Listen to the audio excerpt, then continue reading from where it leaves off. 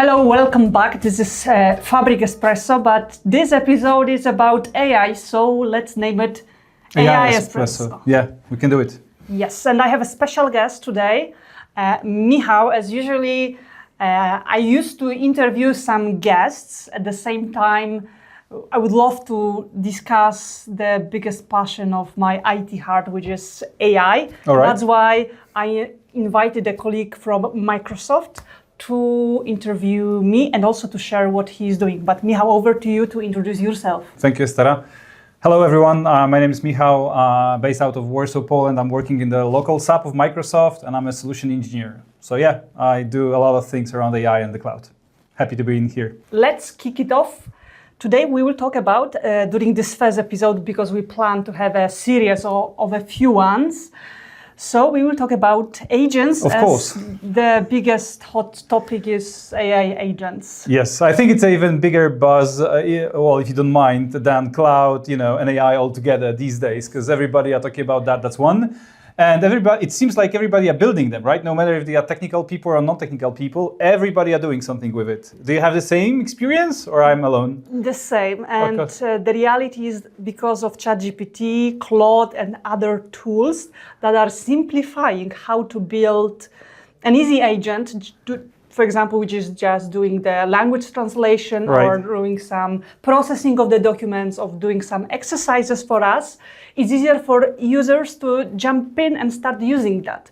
But for the enterprises, the same. Everyone is talking about advanced AI agents, but building such a complex solution, this is not a It's an easy task. Yes, yeah, it's not an easy task. It's a complex one. So let's start from the beginning, Estera. So because I'm interviewing you, so the first question is, what the AI agent is all about? Like, can you give us a very simple definition, like for everyone?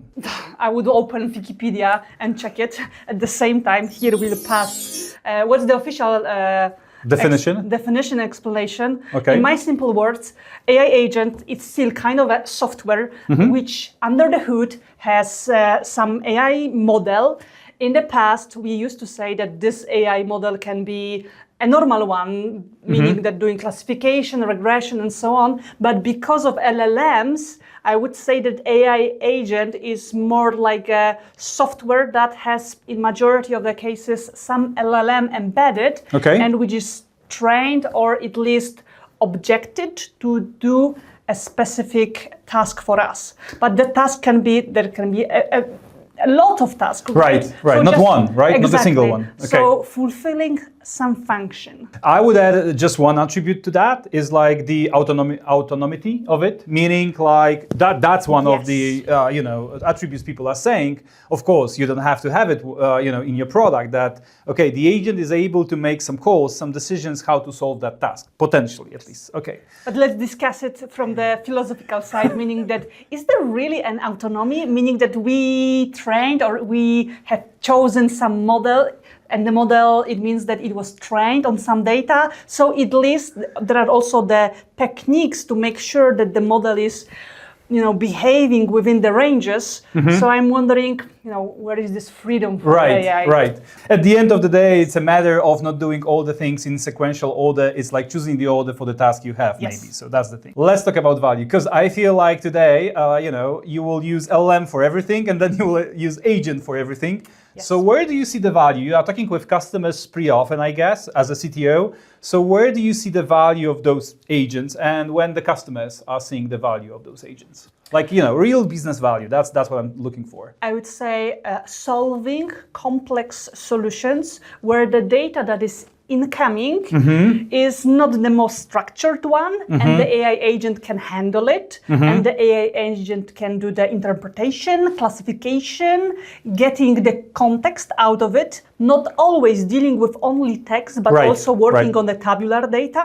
And then with the complex, with the concept that I would like to discuss today, chain of debate of the agents. Right, we'll come to that. Exactly, kind of a microservices agents are talking with each other and then solving some problem.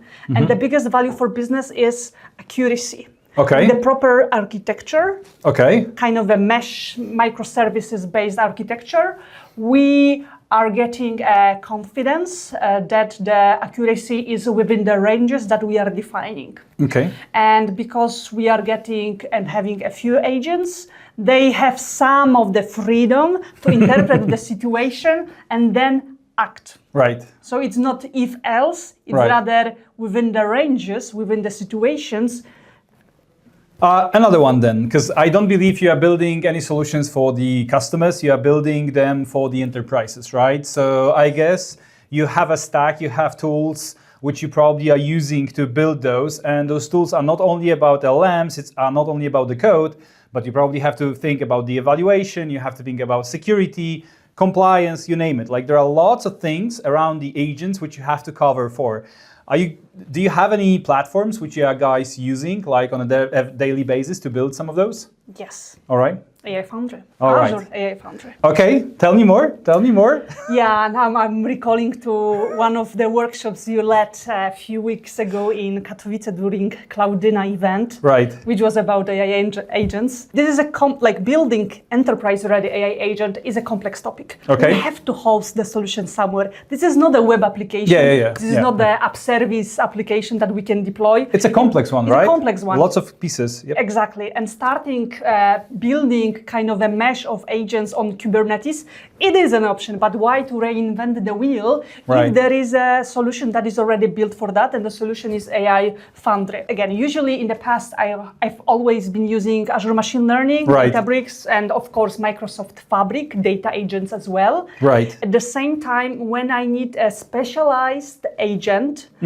based on the model that I want to define, which is executing a specific workflow, discussing with other agents the final decision, AI Foundry is the to-go platform because it helps me to prepare, to train, to code, at the end to deploy, to monitor, end-to-end. Everything is also stored and integrated with my best friend of CI/CD and Git, so Azure DevOps. Right. That's why, again, it's simplifying a lot. And the price for hosting is, again, marginal to the level that it simplifies the development. Right. I think it's enough for the tech. Let's talk about something real, tangible. So let's get into the weeds. I bet you have some architectures to show us. Yes. Why don't you do that? Let's go to the architecture. One of the topics, as my bachelor was from the electrical engineering, I'm really into this topic. Okay. Because I love optimization, and this is a view of multi-agent trading energy system. Wow. Basically, this system is based on Azure AI Foundry, and also applying here the concept of chain of debate. Oh, so right. basically, as you can see, we have 5 models, kind of 5 agents to be precisely. Those agents are specialized to execute specific function. For example, weather agent, which is basically monitoring different resources that I previously defined for it and checking what's the weather within the specific scenario. Right. Secondly, I have an agent that is doing asset management. So basically I have some batteries where I am storing energy. Then I'm, for example, using those batteries to feed some houses and so on. But the asset agent is trained to manage the complexity of the building. Right. Then I have an agent that is doing the trading, here, because I will do trading of the energy. Also, those agents can be based on LLMs, but here I have one more example. The agent that is accountable for predicting, so for forecasting. And here I used deep learning LSTM network with ARIMA model, which is basically, I will show you in a second in a demo, but basically showing that the agent doesn't have to be trained and just use the LLMs, but we can combine agents that are based on different models. Right. And the beauty is what is happening. What's happening? They are talking to each other. So basically they are reacting on a specific event. Before you go there, a quick question. What's the goal of it? Because you have many agents doing Yes. different things. I guess they are exchanging some information between each other, but what's the ultimate goal for that system, if you will? I want to have a system that is trading energy for me. Okay. So like And- if for the particular user, particular customer, you mean? For example, particular building Okay, or got a, it. a complex of buildings. All right. And having a single model that will do that exercise, that scenario end to end, Right. will be super complex because there are too many ingredients. Right. That's why we have multiple agents specialized in their functions. And because they are talking to each other, they are making a final decision because they follow chain of debate. So they are debating with each other. Okay. And once they find a consensus, the decision is done. made. And, All right. and what's the decision? Either to sell or to Buy. Okay, Exactly. I guess. Okay, let's go to the demo. I want to see how the system works. Super. So switching to the demo without showing the architecture, we Right. have the application has 3 modes. The first one is advisor only. So usually we are starting with like the trust is the fundamental component of AI. So at the beginning we are rolling out the solution usually in a way that agents are debating, but then advising to the physical traders, Okay. meaning that people who are Got it. working as energy traders or So it's like your AI companion to help you with making exactly the decisions. Okay. co-piloting my decision. Okay. Secondly, human approval. So basically, once the agents will follow chain of debate and they will find an agreement, then at the end I'm getting the probability Okay. of and accuracy, like the how to explain it, the confidence, right? The confidence of this the decision. recommendation. So Got it. basically, I can set the threshold for each of the mode. And here, for human approval, we said that if the decision coming from agents is between 85 and 95%, then we are notifying physical traders Right. that this is the decision and you do the action. Got it. Man in the loop.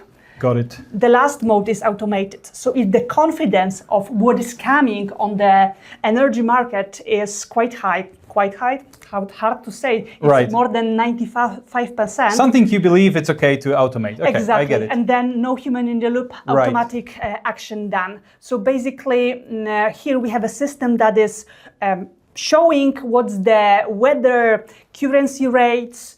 At the end, we can see how the agents are debating and what's the final decision coming from them. Okay. And here it's showing that we have to have consensus. So basically, the agent that is forecasting something cannot make a decision without an agreement from the agent, from others, for example, that is doing some like prediction or some other actions. And the models under this like solutions are coming from AI Foundry. And here we have GPT, different versions, but Right. it's kind of models are just to make sure that the accuracy is higher. All right. So let me quickly sum up. So Yes. if I understand you correctly, you have a couple of agents. Each of them have a different purpose, but they are all debating all together Yes. to figure out what do you want to do on the market, meaning like sell or buy when it comes to the energy. And you have 3 different modes, whatever you feel comfortable with. So one is like a companion to help you with the decision. The other one is making decision for you without your oversight. I forgot what is the last one, but anyhow, you have like 3 different modes of running this solution for the customer. Love it. Okay, Yes. and we have the architecture. Fantastic. And there are different scenarios. For example, there is a crisis Right. coming, for example. So what's the important aspect? That usually in the software, we have one way of input data is coming. Right. And here, because we have 5 or multiple different agents, each of them can be proactive and start the debate. Okay. I need to ask one thing as a follow-up. So because we've talked about the architecture, we've talked about technical pieces a little bit, but what we haven't talked about is this agent debate, as you call it. Yes. Lots of people are talking about the orchestration, but okay, we can use the debate word. But help us understand, what do you mean by the debate? Like, can you give us the details, how the agents are exchanging the information, how they make a call, how they vote, or whatever, is under the hood. We want to understand how this debate option works in here. Okay, so basically, just to explain that in a simple words, we can start, imagine that we have different microservices that are talking to each other. Okay. At the end, there has to be a central layer that is basically orchestrating. Okay. Usually it's just an API. But as API, if they are exposed over the HTTPS. And here, basically, we are using a few frameworks coming from AI Foundry. Autogen, for example. Okay. So that is allowing us to expose and like deploy firstly the models and then make them communicating to each other. Okay. So basically they have to have an option to talk to each other, and also they have to have an option to income, not only talk but also income. Right. Take the message from the other one. Exactly. Okay, and then identify also that this message is coming from trader and agent, and do not mix that with asset manager, because that also will impact kind of the biases. Right. But who is making the call? I mean, like, who is making the final call? Or maybe they vote, as in democracy. Exactly. Do you resemble democracy in here, or what? This is a democracy. This is a debate. So basically, and also we can define that in this system, we said that once all of them will agree on a specific level, we can say that it's 60%. Okay. Then we can have a final decision. All right. In case if, for example, 3 of them are giving like even 90% of accuracy and confidence, but one is disagreeing, no, we cannot proceed. Okay. But it's up to you, us, right? Exactly, to decide. And the fundamental aspect of deploying and rolling such a solution is following the modes, meaning that at the beginning we are having and proposing an advisor only. Right. So just checking and learning, because over the time we'll also, do the online training of the entire system. Yeah, you want to make the system more smart, let's call it this way. However, I hate it, based on those suggestions you offer to the people. Because at the end, we may realize that, for example, here, the trader agent should have the final word. And it's also up to us to make that call. Right. So we can design it as chain of debating, but also we can set, there is a prime minister who is making a call from all. Okay. Last final thing. We cannot talk about the technology without the use cases with the customers. So can you share anything you are doing with some real customers around that topic? Not exactly in the energy sector, whatever sector you like, but I want to have a tangible example for the listeners. Yeah, so this is a real project. Okay. Energy trading. Fantastic. Second one, I would say that healthcare. Again, here is rather ongoing research which is happening in the area of computer vision, where we do not want to have a single model that is suggesting if the patient has a tumor. It's rather still the debate. And even though we have a concept of multimodal models, so basically a model that is accepting tabular data, MRI data, CT data, here it's rather, and based on the research, it's easier to have and more accurate to have a single model trained for a single task, rather than and then allowed them to talk, to debate, and then have a final call. So here I'm sharing the article coming from Microsoft. Okay. It was the first time when I read about chain of debate. Right. They have proposed chain of debate for healthcare. So we have, again, a few agents which are specialized in a specific task and means decision, debating in each other, and there is a result. A few results showing on the diagram, for example, asking question, requesting additional test, and so on. But chain of debate is a fundamental concept if having a single model is either too difficult or accuracy may not be achievable. Got it. All right. Thank you very much. Thank you so much. I think that's all for today, right? Yes. Should we say bye? Yes. Thank you so much. Thank you so much. Remember to give the like button. And subscribe, right? Subscribe, because it's a new channel, even though we are continuing Fabric Espresso here, AI Espresso. But remember to also leave a comment. Thank you so much.